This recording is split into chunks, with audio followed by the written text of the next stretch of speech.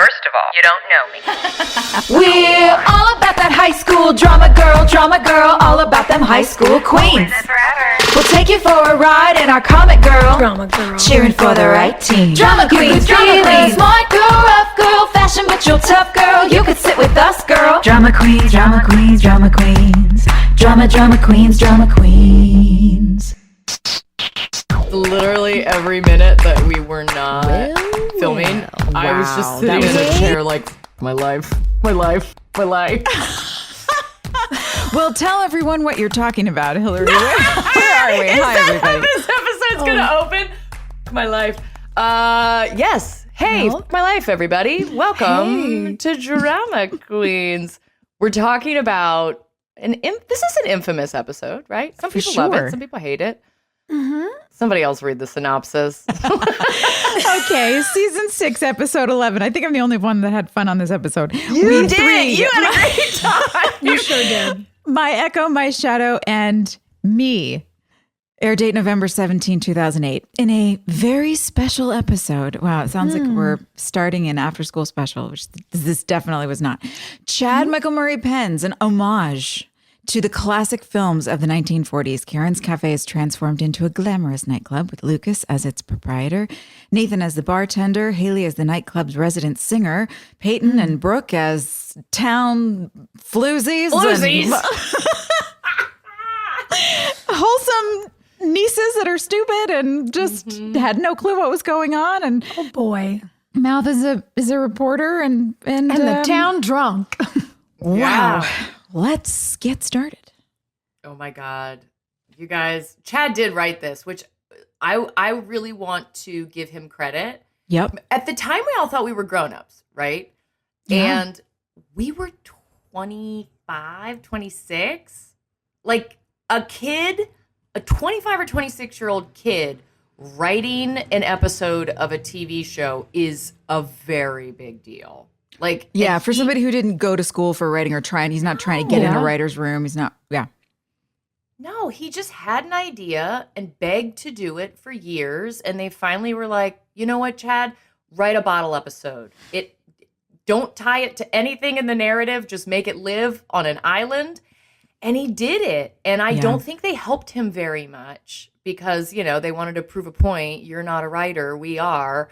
And I think he turned in something that was so weird, but that made it interesting.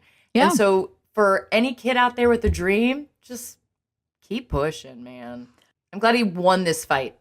Yeah, me too. Yeah. And knowing that he did that was the thing that inspired me to go ask if I could direct an episode, which because I think I was the first one out of all of us to do that. And I went to Greg, one of our producers, with a script because I had seen Chad do this and I was like, wait, this is a possibility. We could actually branch outside because we definitely were not encouraged to do anything other than what we were, let alone other projects. Like we were not encouraged to do anything on our show besides act. So yeah, to go home and break down an old script from seasons before I had all my tabs and all my little notes on it. And I mapped out scenes and I did blocking like I used to do when I would direct plays in high school. And I came in with a huge binder and gave it to Greg. And I was like, this is what I would have done with that episode if you had let me direct it, 3 years ago. Can I have one in the future? And they liked it and they gave me one. And it is, to Chad's credit, because he was the first one to take the step and go, hey, I want to do something else. Yeah. I appreciated that. Well, I think that's a big deal too, is just the fact so many people, I think, out in the world who don't work in our industry don't know how they really do put those barriers up for us. And, I've worked on things, as I know you guys have, where that's policy, where producers will say, we hired you to act, we expect you to be an actor. Yeah. Don't ask to direct, don't ask for input, don't, and they fill in the rest of the blanks. And so I will say for us, I think that, whatever the TV version of like the 7-year itch is, like by season 6, you're just like, I can only say, but I love him like so many more times. Yeah. Like, please God, how are we going to keep doing this same thing again? And to start finding these avenues, he took the lid off that box and it did. I mean, it pushed you to go and direct Joy and then James and then me. And it really, I think, inspired each of us in our own ways.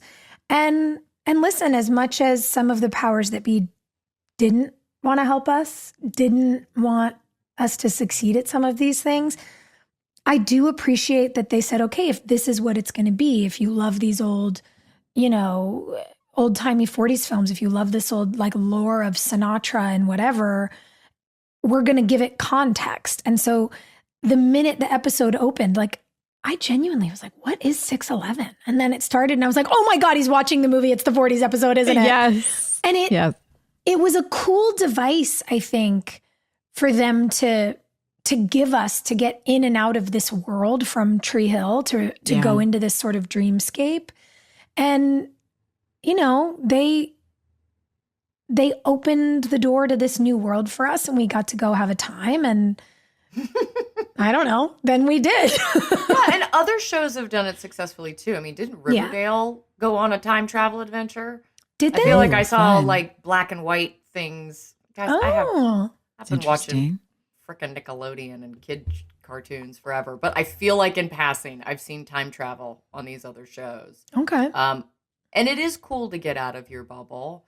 But yeah, I wish they would have taken better care of Chad in this moment, because as a new writer, he's coming up with the story arcs and the A story and the B story and the C story. And I feel like they could have helped him massage some of that a little bit, because some of the dialogue was hard for me as a woman to say. And that's not a dig at our friend here. That is a dig at the grown-up in the room not being like, that's a hard thing for a woman to say. Say it out loud yourself. Mm-hmm. Well, yeah, to not help bring what we often saw in that bygone era on screen, which was like, gee, mister, I just need some help, like to not help all of us in our modern era doing a flashback, bring it up to date. I hear what you're saying. I guess in my brain, I was like, well, we did the thing because that's what so many women were forced to do back then. Y'all, I had to spin in the middle of that bridge and say, I need love.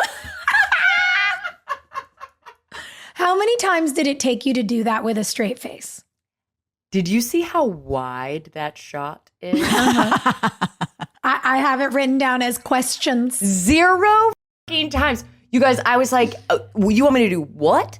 And the director, who shall remain nameless because he's a tool, was like, you gotta spin in the middle of the bridge. You gotta spin. And I was like, spin like, why? Like how? Like, why would I spin when I'm telling him my feelings? Because we're doing this big crane shot and it's gonna look better if you spin and you just keep spinning. And I'm like Liesl in The Sound of Music at the end of 16 going on 17. What the f*** are you talking about? I gotta spin. And so if you look, I am just making You're rolling your eyes. Shittiest face. I'm just like, I need love. It's so solvable, though. Like, they could have just, if he needed a spin, he could have had you and Chad dance together for a second. He could have had him grab you and spin you around. I don't know. It's so solvable. Girl, it's so dumb. Suggestions were offered. I'm sure they were. No, that's what I'm saying. It's so frustrating that once, sometimes when people get something stuck in their head, they can't move on from it. I mean, whatever. I've done the same thing, I guess. So I can't. But the sets were gorgeous. I loved seeing Wilmington through this different lens. That was cool. Yeah. And all the vintage cars, and even the way that the sets changed the color palette of the show. Yeah, so blue and gray. That was fun. Yeah, it was so fun to see, and you guys looked so beautiful. And I just remember, like, you talking about knowing what book you were reading. I was like, well, this feels cool. And especially, Joy, I think, because I know for me, and I think for most of us, your storyline was the most fun. Like, Haley getting to do, big band stuff. Yeah. I just remember being like, well, the way I'm going to have the most fun on this episode is I'm going to be the second set photographer. So I just got into background costumes and I took pictures on set every day. That's what I did. Any scene I wasn't in, I took photos. So I have I got to figure out how to digitize all of it. But I have this amazing sort of stash Don't we have that sponsor, baby? Yeah, what's the sponsor? Don't we have Legacy Box? Legacy Box. Legacy box. That's like not even an insert. It just happened naturally. Probably. But yes, like I've got all these beautiful old vintage photos of you guys, and they just are so pretty. I got to dig them up. Well, I had a ball on this episode. I'm sorry. I'm sorry you guys had to do all the stuff you had to do because I had fun.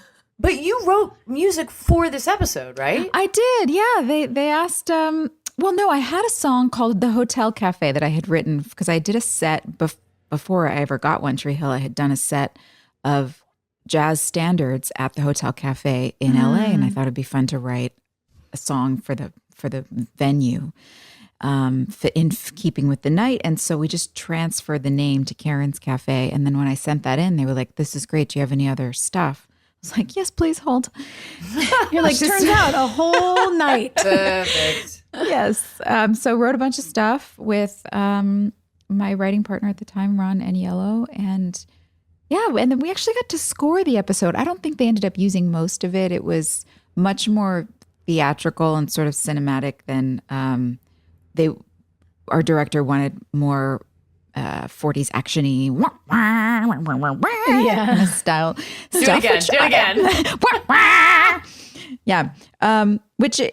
Ours was more like theatrical and emotional, and but I liked what they chose. Is that also when you were working on The Notebook? No, this was after. Okay, so wait, this aired 2008. So The Notebook score was done. We had probably done the workshop maybe the year prior, which is also probably why they knew that 1940s music was in my wheelhouse. Because you're so Rachel McAdams. It's giving Notebook in a beautiful way. It's so fun. And James is so debonair and so just... He's so fit that time period so well.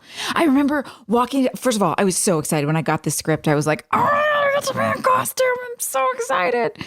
And I remember running into the trailer the first day, and I opened it up, and I look at James, and he's hovering over the sink, shaving his face. He's got half a face of shaving cream, and he looks up because I really flung the door open. I'm glad he didn't cut himself.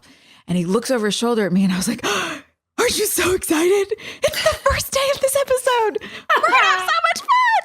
And he just looked at me like I had three heads. And he's like, yeah, it's going to be fun, Joy. I just slammed the door and ran back out. Oh, I was super stoked. The costumes were great. Had fun with, I didn't love the wigs, but. I didn't either. Should we just go ahead and talk about the wigs? Yeah. My wig was so bad, you guys. Why did they make us wear wigs? If we cover the bad right now, then we could talk about fun stuff for the last half of the episode. Okay. Hopefully everyone at home is okay with that. We get a sandwich, right? Like, yeah. No, it's like appetizer, but the entree and dessert are going to be gorgeous. Guys, the wigs. The reason that they did the wigs this way is because we were doing this huge episode and they weren't giving us any more money. All the money had gone into the sets and all the extras and the cars and like all the background. It didn't go to us. And so in order to do finger waves and pin curls on how many hours. Mm-hmm. Yeah. Forever. And different hairstyles for each scene because we had different, well, I had some different hairstyles. Yeah. And you guys had hats and yeah, I mean, there was a lot to do. It's the whole thing. Too many other extras to do their hair too. What you didn't know, they were also wetting down the streets so that it had that glistening film noir vibe. Mm-hmm. And do you know what doesn't go together? Tell them. Wigs and water. Ooh. Turns out. Wigs and water. And the hot, we shot that in the summer. So then there was the humidity, plus the cakey makeup, plus the wigs and the watered streets. It wasn't great. It was rough. Also, yeah, I just feel like I look like I've run a marathon, and then like put a gown on. Like I look sweaty, but matted. I don't know.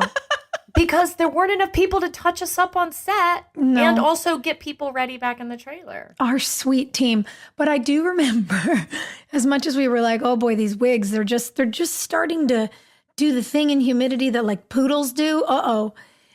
And then when they tried to figure out how to make it a little better with some of the hats, like y'all, you two know, for any of our friends at home who haven't figured this out, if you've seen me stand next to any other living human ever, I have a giant head. What are you It's just, I have a really large skull. I think my parents tried to make me feel better about it when I was little, and they were like, oh, it's just you have a big brain. I don't fit in a vintage hat. Like, I barely fit in a hat that's made today. Like, I just don't. And I remember being in the fitting, and they just kept bringing these hats in, and I was like, guys, what are we doing? And then they had to find a hat that sort of was just like a little top of the skull circle with like a front piece. And they were like, here, this doesn't have to fit around your head. It's just going to sit on it. We're going to pin it to you, staple to you. We're just going to pin it onto the top of your noggin and send you in there to talk to Austin and Paul while Paul's, ripping a baguette apart. How cool was that set, by the way? I loved it. That was my favorite. But that was like the one thing they could get to fit over my big fat head and that poofy wig. And the wig. It was a wrap. on. Our poor wardrobe girls. Yeah, hair and makeup and wardrobe really had a time. Joy, do you know what that's called? Like the hat that sits on the, it's not a fascinator. That's the British version. What is it? The pillbox hats sit off to the side, but they're often round, and it was a little And bit they more sit of on a the top. 50s, 60s vibe. Yeah, the ones that sit on the top from the 40s, I don't know. It gives you a swoop like a bang. Girl, that's a topper. I don't know what that is. A topper, that's probably it. A I topper. had 1980s mall bangs for most of this episode. Like, my shit was teased. It was so high because it would fall out because of the humidity. And they're like, well, if we just tease it a little, just tease Why didn't it they a just little. make it straight? Because they knew the humidity was there. Why didn't they just make it straight? I don't know. Here's what I remember. I remember the wig fitting. And I had started putting red in my hair because I didn't want to be anyone's blonde fantasy anymore. I was fucking over it. Clearly, the theme is that I was over everything at this point.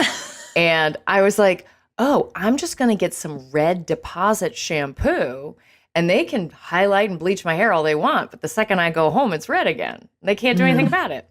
And so when we did our fittings for these wigs, I was like, okay, give me a red wig to match my hair now.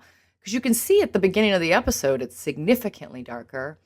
And producers came in and they were like, you're the blonde. And I was like, yeah, but we're all kind of switching shit up. So wouldn't it be cool if like Brooke got to be blonde or Haley got to be blonde or someone else got to be blonde? And they were like, the note from the studio is that no one likes you as a redhead. And this is how we're going to get you to be blonde again.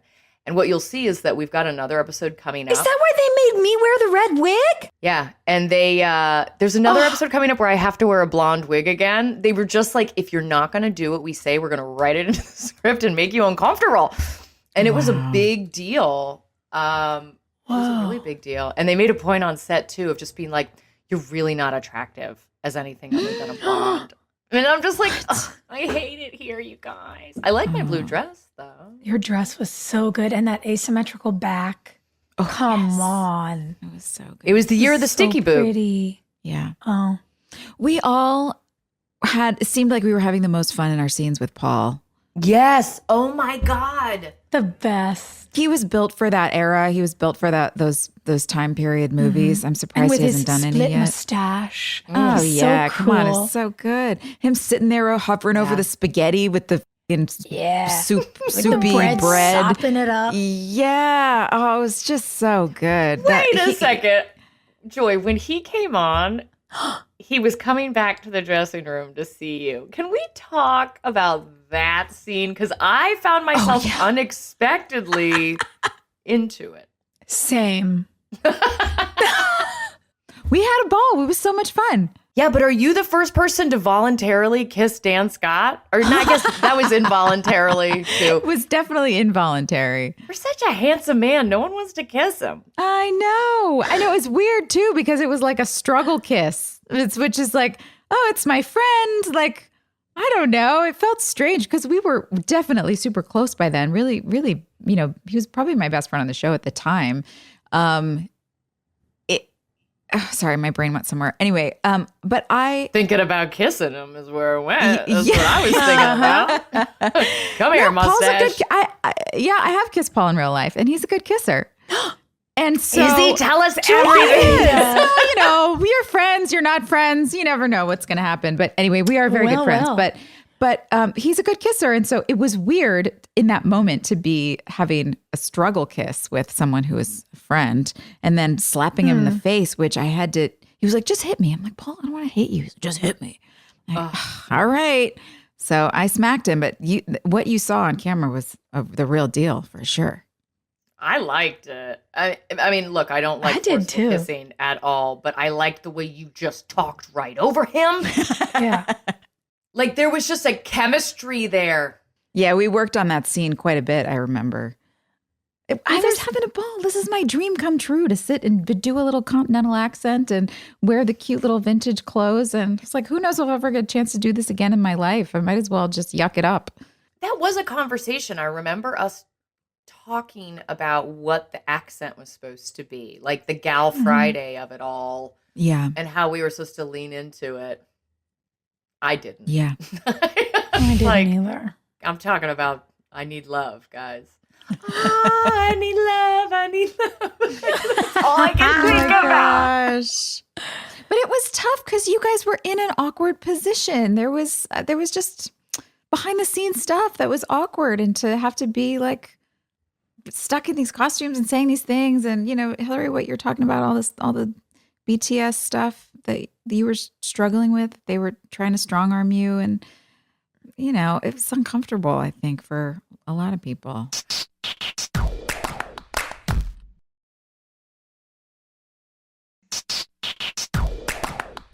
My favorite part of it was because most of my scenes were with Chad, and he was so excited, you guys. Like, this was his dream come true. It was really, really fun to be with him and just kind of like be a part of the celebration. Because after every take, he would be like, how was that? Did that feel okay for you? Like, did you want to change anything? And I was like, no, sweet. I don't want to change anything. You're so pumped right now, buddy. I'm into it. So, like, you can see that I'm kind of smiling in some of these more awkward things that I have to say, because he's hanging on every word on the other side of the camera and so fucking pumped about it. And I just wanted it to be great for him because he was so excited. You know, it's like, that's a fun thing to share with someone when their dream is coming true and you get to stand next to them while it happens.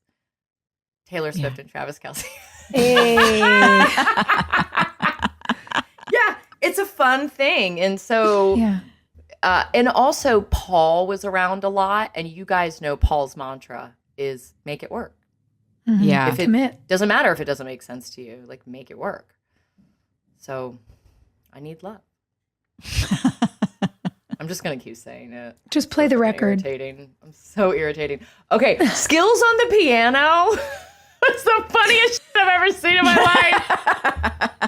I loved it. It was so hokey. He was just pounding his hands, like bopping around. Antoine committing to the piano man. Like, he was just having such a good time. And you're right. Watching your friends just have a really good time. There's nothing better. He made me giggle every time it cut to him. Lee too, with the red hair, and that he really committed so hard in this episode. Yeah. Oh my God. I mean, I bought Lee in a 1940s movie. I was like, is this a David Fincher movie? What's happening here? Yeah. When he's all bleary-eyed on the bridge and like you can feel the fear on him. Yeah. He killed. Lee is so good. And it was really nice to get to see his range. I think because Lee is so good at his job, sometimes he makes it look so easy that you forget how good he is. Yeah. And to see him in an episode like this, committing to that comedy and stumbling out of the club and falling into the trash, you know, with the bottles crashing, like really sort of stereotypical 40s comedy. Yeah. And then Screwball. To your point, you get to him so afraid. And I don't know, so I just versatile.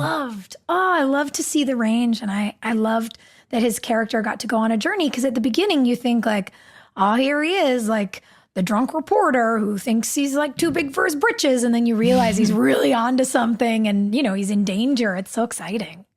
That's tough to fit all that into one episode. You know, they were like, write a bottle episode, but it's an entire story arc. There's a whole movie in 28 minutes. No, 40. It's the last 3 minutes. Seasons. It's everything from Keith's death to Peyton getting pregnant. And so it's just all piled into one. Mashed. Yeah. Oof. And Julian, that was fun too. I loved in the warehouse when you walk in, he's talking, he just pauses and like tosses his toothpick around a little bit. Hey, sugar. Pop, so flips the knife up. Yeah. I was going to say, in the same way I loved seeing Lee in this era, I loved seeing Austin in this era. They're so fun, those two. And it really made me want them to go do some like old-timey caper together now.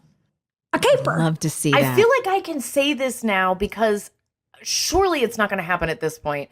I've been watching these episodes. There was a scene that I shot with Austin that I have not seen in any of the episodes yet. So I think they cut it. And what is it? When we are introduced to Julian, it is Peyton's in the bathroom at Trick and she's like washing her hands at the sink and someone comes in and grabs her and forcibly kisses her. Oh my God, I remember this.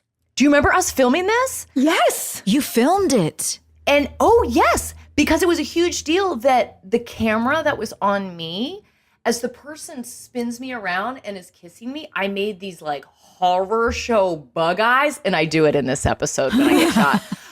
But I made the horror show bug eyes. And they were like, hey, Hilarie, we're going to go again. But if you could keep your eyes closed, that would be great. And I was like, I'm being sexually assaulted in the woman's bathroom. Yeah. What? I probably wouldn't lean into it, friends. Yeah. They made me watch like playback to show me how ugly I looked with my bug eyes being forcibly kissed by Julian. And so they just cut it out of the episode. And I didn't say anything in the first episode that Julian was in because I was like, maybe I'm misremembering. Maybe it's like in a later episode. But I feel like by the time we get to the 1940s thing, it must have just been cut out. Do you remember that? I do, because I remember being there. It was like one of those Trick days where they're just That's like, well, horrifying. stand around and yeah, because I have that like that icky feeling of just remembering how uncomfortable the whole thing was. And that must have been why, right? That they watched it and they were like, oh no, there's no way to make this look cool This or is sexy. no or, sexy. Not sexy. It's literally threatening. That's horrifying. Horrifying. We shot it so many times. So many times. God.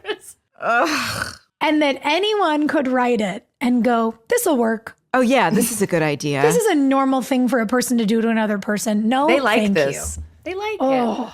No, I love seeing Austin be this bad guy. And that's what reminded me of it in this episode, is that he can be dastardly. And it's fucking cute. It's fun. When he really leans into it. So fun. Yeah. Why was Joe in this episode? So Chad could punish him. They brought him all the way out for this episode, but he didn't do anything. And not that I don't love watching Joe on screen. It was like, why? What? There's no storyline. What's happening? Girl, there's certain things like, why is Brooke a bad guy? Like a vicious, two-faced bad guy in this episode. So dumb. Yeah. Yeah, you didn't really have any, they didn't give you much depth or, I'm not saying that you don't bring depth to your character. It's just that it was like on the page, like what are you there for? What are you trying to do? There was a lot, I think, and I don't remember if there was something else going on when we were shooting this. I'm not even sure I was supposed to be in this episode. How would we do it without Brooke? No, you were. How could we do that I just without remember Brooke? I don't remember why. It's been so long. I don't remember if I was supposed to be doing something else or we were traveling for something or I don't know. But I remember the panic of having to insert scenes for me into this episode, like right at the 11th hour. Ooh, weird. I think many of you guys had like more fleshed out stories. And then with me, it was like, make her do this. I don't know. Make her do this. Yeah, maybe. We need a reason to shoot Peyton. Let's make it Brooke, which like, you know, in the grand scheme of our show, doesn't track for our characters, especially where they are together in season 6. But I think sometimes when you're like, when there's a panic shift right before, you know, a big show's getting shot and there's things like wigs melting, they're less concerned with us. Did Brooke even have a reason in this episode to be so, I mean, was it just jealousy? She just didn't like. She just wanted that Lucas Scott. She just wanted real bad. She just wanted her problems with money and men to be fixed by somebody. Somebody needs to fix my problem. I would have gladly given you the Dove necklace storyline, babe. Listen, you mean you wanted me to twirl for you? Yes. There was so much that could have happened. I would have loved to see Brooke and Peyton team up on something. Maybe with Mel, like solving a crime. I don't know. That would have been very cool. Yeah, it would have been fun. But that might have been if we'd been directing the episode, Joy. Yes.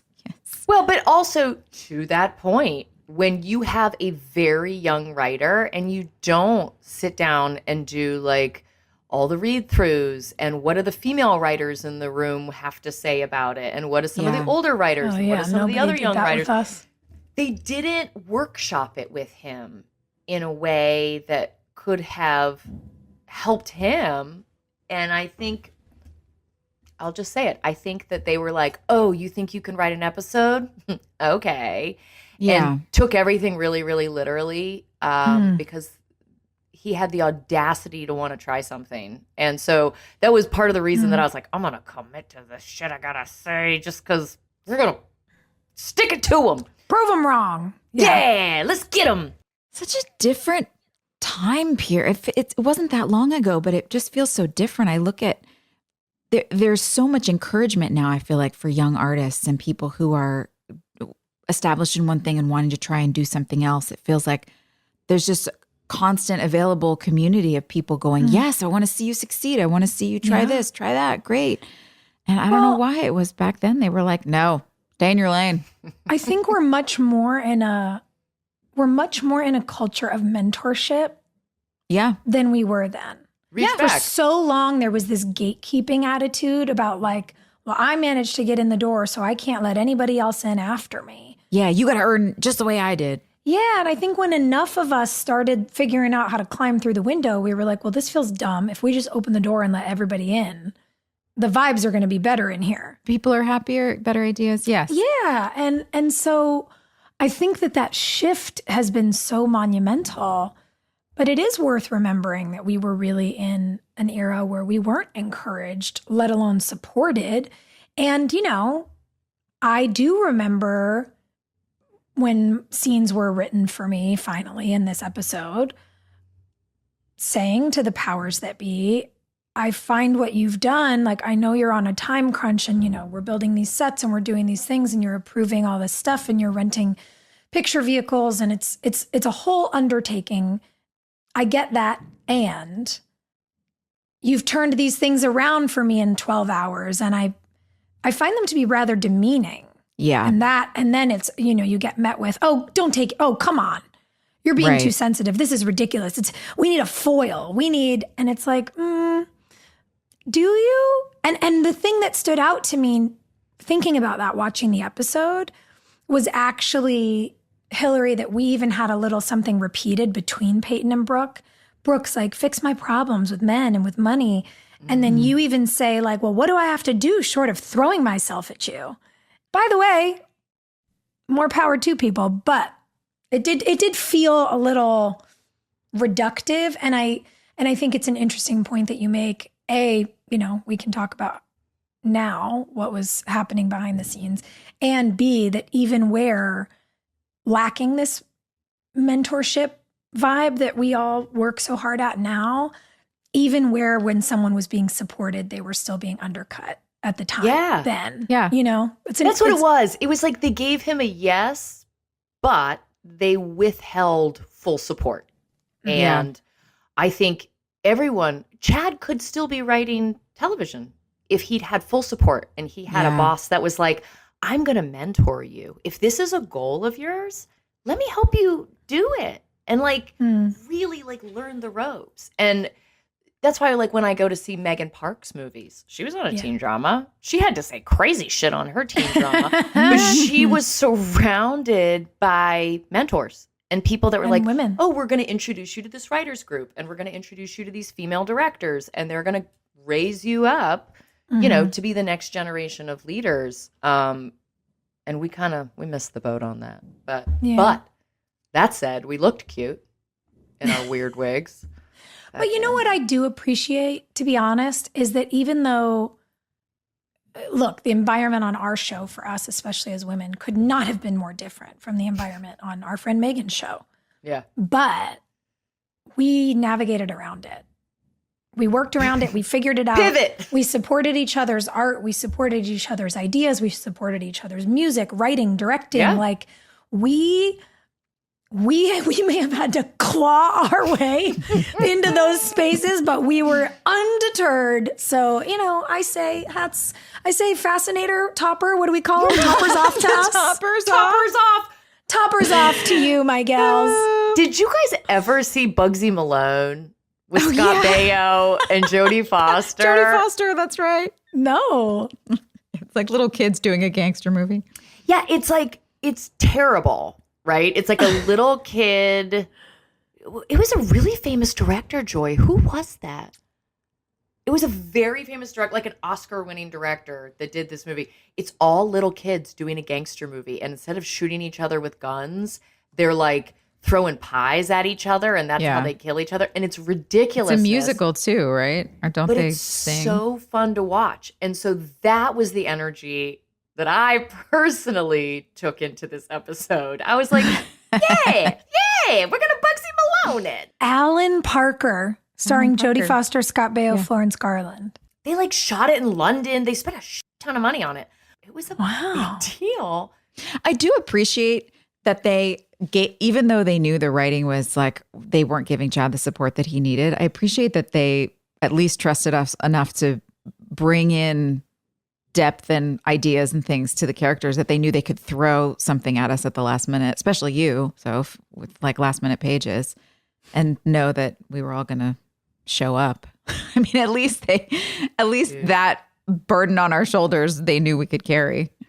What was your theme movie when you were like, we all had such different storylines. You're the femme fatale, Soph, and Joy. I mean, you are just the Humphrey Bogart, Laura Bacall. Yeah, it's the Barbara Stanwyck. Like, I don't know what the movie is. There is one movie with Barbara Stanwyck in a dressing room. Actually, I think is when it opens.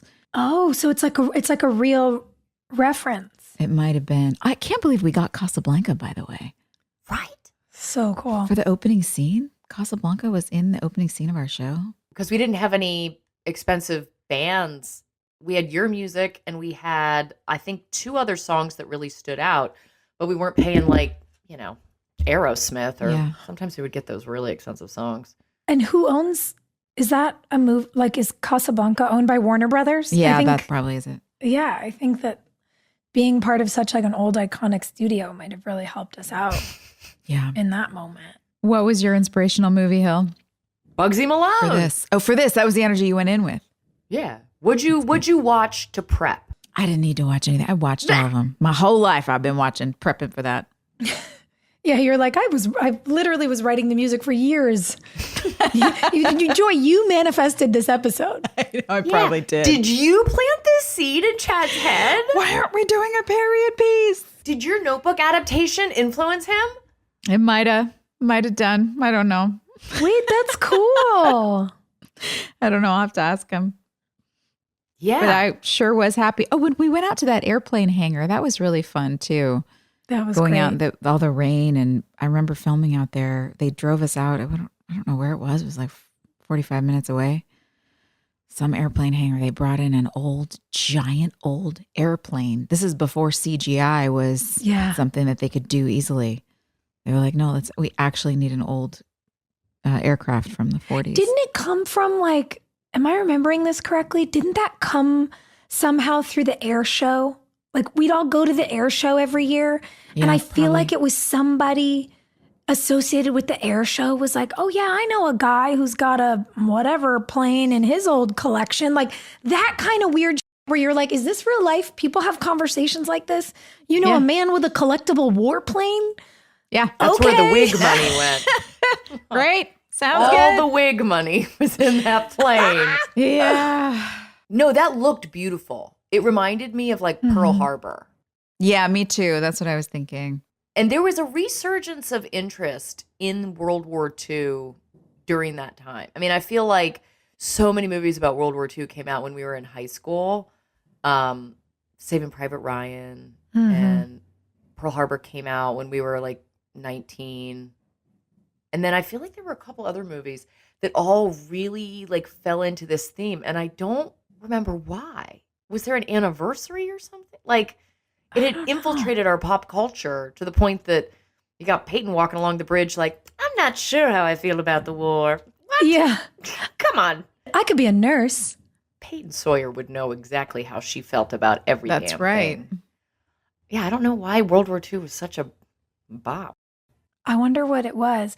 You saying that makes me think, oh, all the things we think, you know, watching the episode and then looking back on it, you saying we could have teamed up and done something. I'm like, oh, wouldn't it have been neat for Peyton to go and argue that she wanted to write an opinion piece about the war for the newspaper to mount? Yes. That would have been cool. Of course. We could have just lived in this world for a few more episodes. Honestly, if there was a caper, I'd have been so in. Yes. Okay, you guys, we're going to do a little bit of imagination right now because I need your opinions on that weird twist about Dan and Peyton's mother being in love and what that means for Lucas and Peyton and why that was in there. Oh, yeah. That was Because they were so making weird. it seem like you might actually be his sister. Yes, that's what I'm saying. And it made me feel kind of icky. Wait, his sister, Dan and Peyton's mother. Like if Dan and Peyton's mom had been together. Wouldn't that make her his stepdaughter? We never put a time on it. It sort of made it seem like, is Dan Peyton's dad?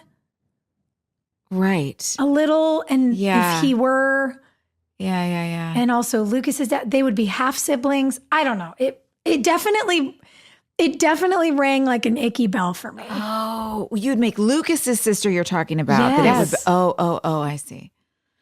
Ew. It was confusing for I me didn't catch that. because it came out of nowhere. It was like, why are you hanging out with that man? And instead of, I put in my notes, is Peyton a sugar baby? Like, not no. I think everyone knew at that point, too, that I liked much older dudes. So I'm watching the episode just like, yeah, all right. Like, Peyton's hanging out with Dan. This is cool. Like, that's her energy. It's my energy. That's what I was thinking. Yeah, I was totally fine with it. But then it was like, I don't know why you'd hang out with Dan. And it's like, actually, he was fucking my mom, not me. You know? It was so weird. It was so, like, soap opera, which is cool. But it made me confused because I'm like, but wait, now we're going to kiss? Yeah. Yeah, Tree Hill's too small, folks. Even in the 40s.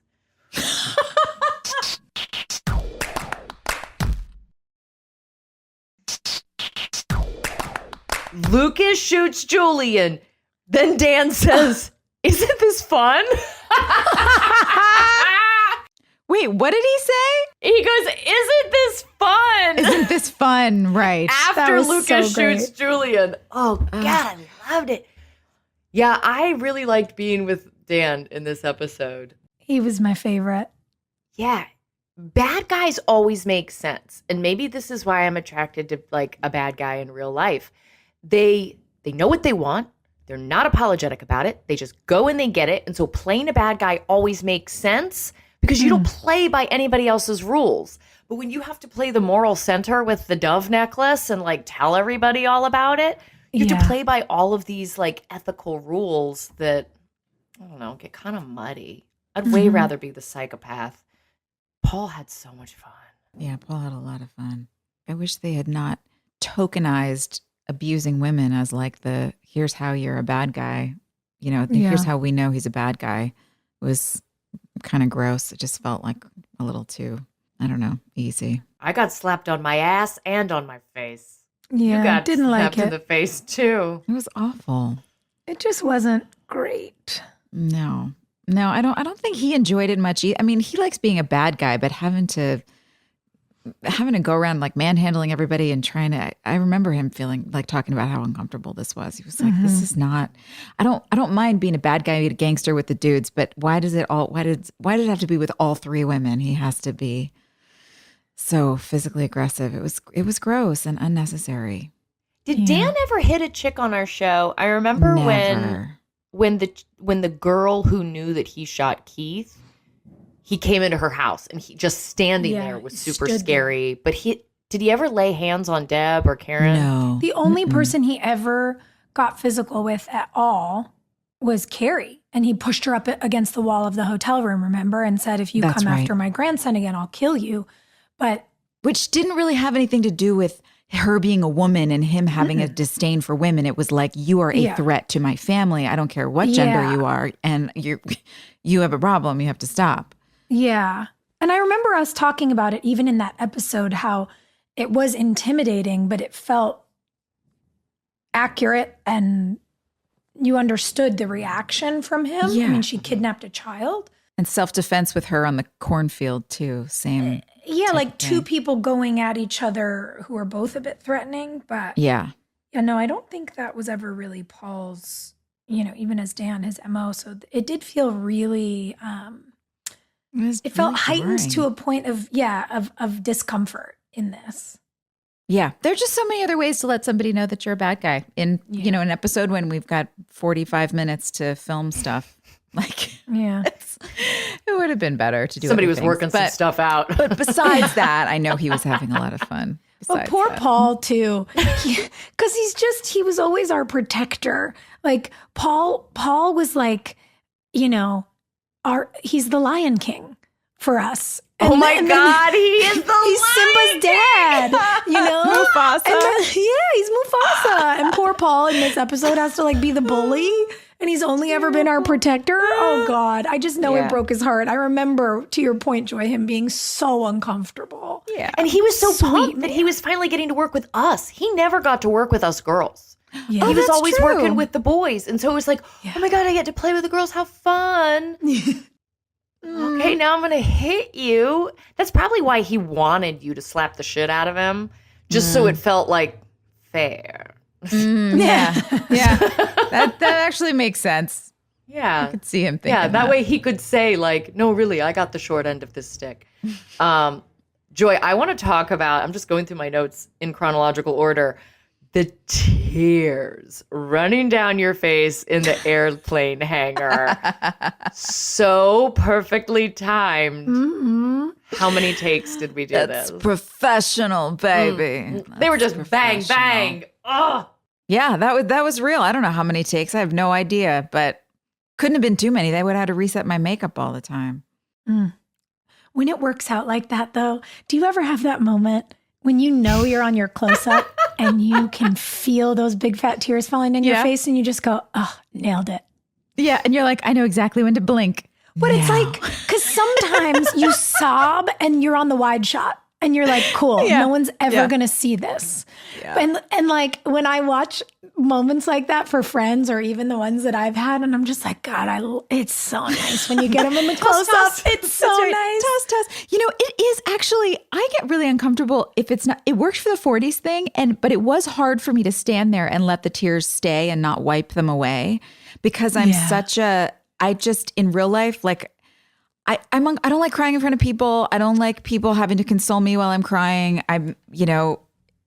It's an issue I've had for many years and I'm getting better at as I get older and learning how to be more vulnerable with friends. But it is definitely something that I have a physical reaction to. If I'm crying, I don't want people watching me cry. I want to wipe the tears away fast. You should play Peyton Sawyer sometime. I don't like it. And it's hard to have a camera on you and to trust that it's okay to let the tear fall and you don't look. My pride kicks in. I'm like, oh, I look like such a weak, I hate looking like I'm crying. And it's okay. It's okay to just let my character be sad and let people experience that without having to just wipe the tears away and be like, I'm fine, I'm strong. Nobody saw looked that. Pretty. Like little diamonds running down your face. I want to talk about what I loved. And it's going to be about me, guys. Sorry. Your dress. No. I loved that. And Sorry. when Peyton gets shot, and I had to lay there in Chad's lap while the rain pelted me in the face, and my face was just reactively twitching to being pelted with rain. And they kept being like, Hilarie, stop moving your face! And just screaming over the rain towers while we're filming it. I can see every muscle in my body tensed up in Trying this footage. so hard. And I remember like finally they got a take where my face wasn't just like, my eyeballs weren't doing weird stuff. Flinching. And the pride I felt being dead for this show was huge. Like I felt like I'd accomplished something. And I loved watching it back because I just remember being in Chad's lap and Chad kind of like cheering me on like, you're doing so good, Hill. It's so good. Just don't move. Okay. Yeah, that was a little twitch.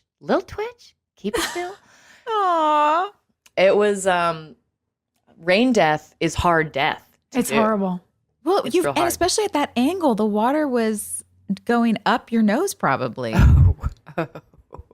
It's all those little things that nobody thinks about until you have to be in the scene on the ground and you're like, well, my sinus cavity's filling with rainwater and my eyes Slowly dripping, tickling. like I'm not dead, so I am twitching because I'm being hit with drops that are so big by the time they get down to the ground out of said rain tower that like I feel like I'm being punched in the face. You don't realize how hard it is to hold still.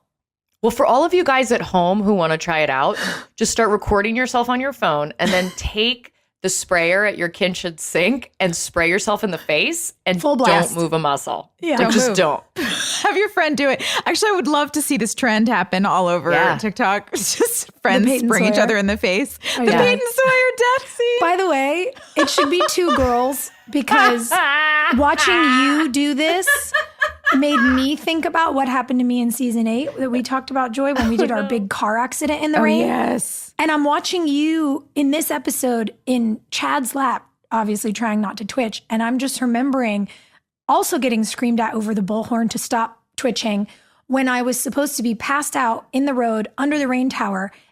And Austin was doing CPR on me. So like my chest perfect. was bouncing. Oh, no. And they were just like, look more dead. You're supposed to be dead. And I was like, this is How? okay. And your eyes twitch the That's whole awful. thing. I had to do a movie once where I had to go under a bathtub and be no bubbles, no nothing. And the shot was me in placid water under the bathtub with my eyes open. It's so hard. And in the script, you're like, okay, sure, whatever. I mean, we must have done 15 takes. I couldn't do it. I had to hold my nose. The director was finally like, just hold your nose. It's okay. We got to get out of here. And I was like, just give me one more. Give me one more. I'm going to make it worth your while. And I did it. I sucked it up. It was torture. Water filled my entire sinus cavity. And I did not move. And I let the water get perfectly still and laid there with my eyes open. Like, I went through labor. I can do this. But let me tell you, it was incredibly uncomfortable. It's painful. I mean, we have human reflexes to keep us alive. Yeah. And you don't realize how strong they are until someone tells you turn 'em not to off. do them. And you're like, oh, it turns out this is my literal fight or flight instinct. I'm There's so a reason you sorry. can't drown yourself. Yeah. It's awful. I loved it. Oh my God, this is one of those episodes my husband can't watch. Jeff Why? will see me doing the spin, and I'll never hear the You'll end of never it. live it down. Hilarie, spin real quick for me. Hilarie, what do you need? I need love. I need freedom, like the dove. You know what, though? I feel like George would like that scene. I mean, maybe. Yeah, she would. She might. No, George thinks I'm a big dork, which is cool of her. Oh my God, y'all. Speaking of, I just watched Heathers with Gus and Veronica Sawyer. I was like, yeah, like Peyton Sawyer's a Veronica Sawyer. And Gus's brain exploded. It was fun. That's my sidebar. That's my sidebar to come back to the present.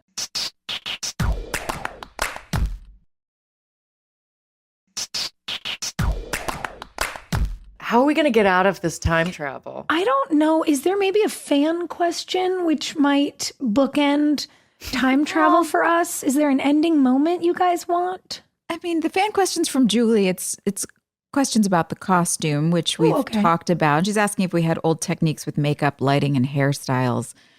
I don't know if there were any particular older. I mean, I do know the hair and makeup team was really doing a lot of research before we came in. They had all their books out, all their costume books and everything. Sophia had the coolest manicure, and I remember being so jealous because you had the moon. I did. I got that like cool half moon Good thing. memory. I loved that. And they made me get like long fake nails. I felt so fancy and I couldn't do anything. Like I couldn't text. I was like, how do people, what is happening here? And I think about that even today. Like nail art has gone to a whole other place. And I'm like, but how do you load your dishwasher? I'm not capable. But it looked pretty. It sure did. It was very cool to see, to your point, Joy, like, and even with the research about the manicure hill, the books of references that our hair and makeup team pulled, you know, for everybody at home. They were looking at everything from the way women wore lashes then to the shape of eyebrows to like, you know, that really pointy Cupid's bow that people would do with lip liner. Yeah, the way the curls were set. It was so, I don't know, it was just so specific. And it was really cool to see our team take us so in depth. Yeah. I didn't love my wig at all, but I did love the research that went into making it. It was pretty cool. I didn't like wearing it. I was just itchy the whole time. It was They had to give me. They broke one of those little combs, like off of the little teeth, the metal thing off of a comb for me, and I kept it in my bag, and I just like stick it in between the edges of the wig because I was so itchy all day. It's like having a broken arm. You just had to get that like itcher in there. Yeah. And all the glue that they had to put on that was, you had to take off every night with alcohol or acetone or whatever to peel it off your face for the wig. All for the drama. I was reading a book about the South American jaguar preserve. I love that you're bringing it around with how we started this, of you saying you knew exactly what book you were reading. And I just remember thinking, you know, it was like 3:00 in the morning. We're all itchy. We're all wet. I've got sticky blood all over me. I've been laying on the ground, getting sprayed in the face. And I just remember thinking, well, at least I'm not getting eaten by a jaguar. Like, it could be worse. I'm just reading about them like eating people, like eviscerating people. And I was like, well, at least it's not that. That'll be Chad's next episode. There's a jaguar loose in Tree Hill. That should have happened. Honorable mentions? Lee Norris crushed. Yeah. Mm-hmm. Yeah, he gets my yellow ribbon. Unanimous vote. I love it. Great. Should we celebrate by spinning a wheel? I love that idea.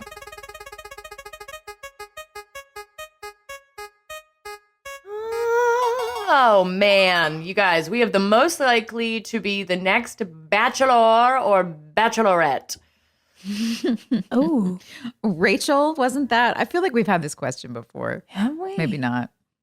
But I would say Rachel. Oh, Gigi, that little hussy. Oh, Gigi, yeah. Gigi would be so good. And by the way, now that they're doing like parents, I don't love this golden term, so I don't want to use it. But what I would give to see both Deb and Barbara on the Bachelorette. Oh my God. I want to see that woman being courted like the sexy minx that she is. Yes.